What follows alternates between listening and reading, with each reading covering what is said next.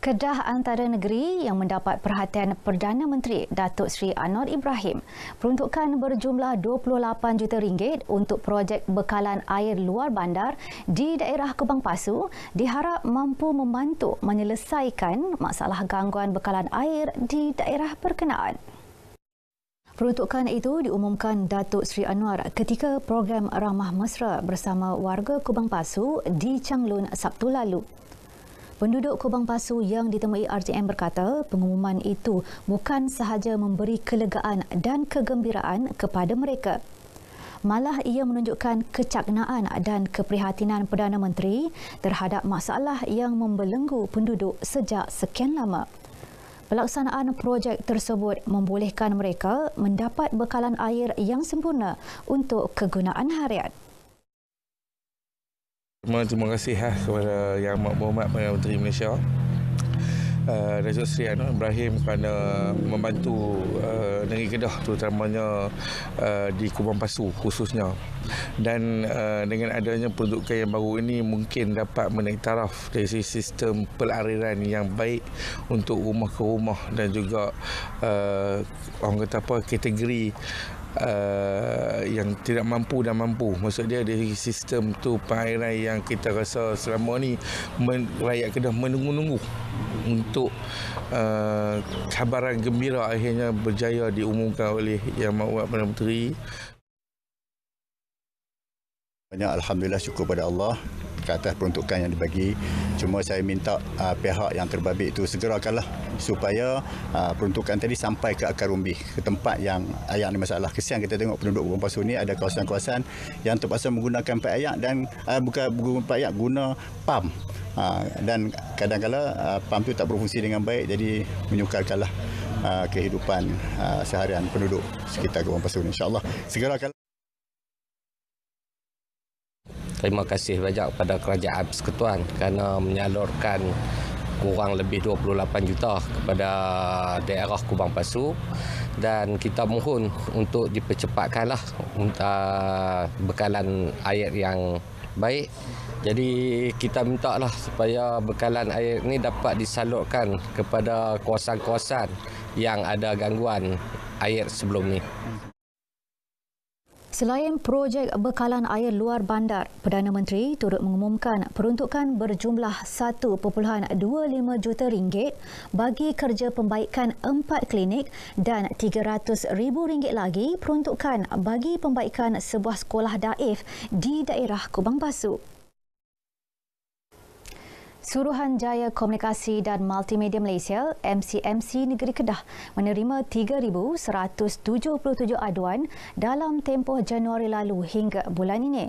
80% daripadanya berkaitan masalah komunikasi tanpa wayar.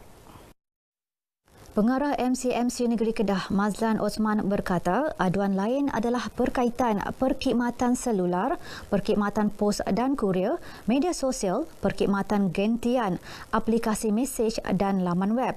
Beliau berkata, daerah Kuala Muda menerima aduan tertinggi iaitu 765, diikuti Baling 664 dan Kulim 419 aduan. Kecuali masalah capaian liputan jalur lebar, lebih separuh daripada aduan yang diterima telah diselesaikan. Jadi projek yang kita jalankan sekarang ni adalah projek pelanjalinan digital negara.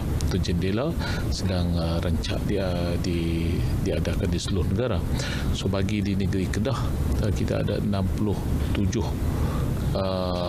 projek baru untuk naik taraf dengan membina menara-menara telekomunikasi di negeri Kedah, dan kita mengharapkan selepas siapnya sepenuh pembinaan menara telekomunikasi ini, maka masalah-masalah liputan atau aduan-aduan yang kita terima ini akan berkurangan.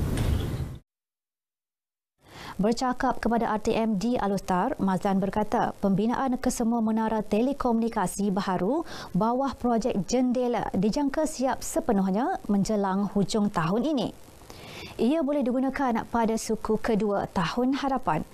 Bagi suku pertama tahun ini, liputan jalur lebar mudah alih 4G bagi kawasan berpenduduk telah mencapai 98.91%. Pelaksanaan projek Jendela sebagai usaha membantu rakyat mendapatkan kemudahan jaringan internet yang stabil. Projek ternakan udang putih yang diusahakan Pertubuhan Peladang Kawasan PPK Sungai Petani kini mula membuahkan hasil. Projek yang dijalankan di Kampung Pengkalan, Bukit Berapit itu menjadi perintis kepada usaha mengembangkan aktiviti penternakan udang putih kepada penduduk setempat, terutama kepada ahli PPK. Ketika ini, terdapat 2 kolam takungan, 4 kolam rawatan, 4 kolam ternakan dan 3 kolam asuhan. Pada peringkat awal, PPK Sungai Petani menjalankan 2 pusingan kutipan hasil setahun dan kini ke arah 3 pusingan setahun. Melalui 4 kolam ternak ni, kita berjaya pusingan pertama kita mulakan sebanyak 6 hingga 18 tan lah sepusingan. Dan pada tahun 2023 ni kita selesaikan, kita akan hanya sempat buat 2 pusingan dan insya-Allah kita akan keluar 35 hingga 40 tan lah. Udang putih dijual kepada pemborong sekitar Pulau Pinang dan Batu Kurau Perak serta jualan runjit di sekitar Sungai Petani. Untuk pelan jangka panjang, PPK Sungai Petani merancang untuk menambah 2 lagi kolam ternakan yang boleh memuatkan sehingga 600,000 ekor benih udang. Ia mampu menghasilkan tuaian 7 hingga 8 tar per kolam setiap pusingan. Juga menjual benih udang Super PL yang berumur 27 hari dan menjual udang untuk umpan memancing bagi pasaran sekitar Sungai Petani dan daerah Kuala Muda. Menariknya, keuntungan yang diperoleh daripada projek ternakan udang ini akan dikongsi bersama ahli-ahli PPK Sungai Petani melalui pemberian dividen. Laporan itu mengakhiri bahan berita dari Negeri Jelapang Padi untuk petang ini.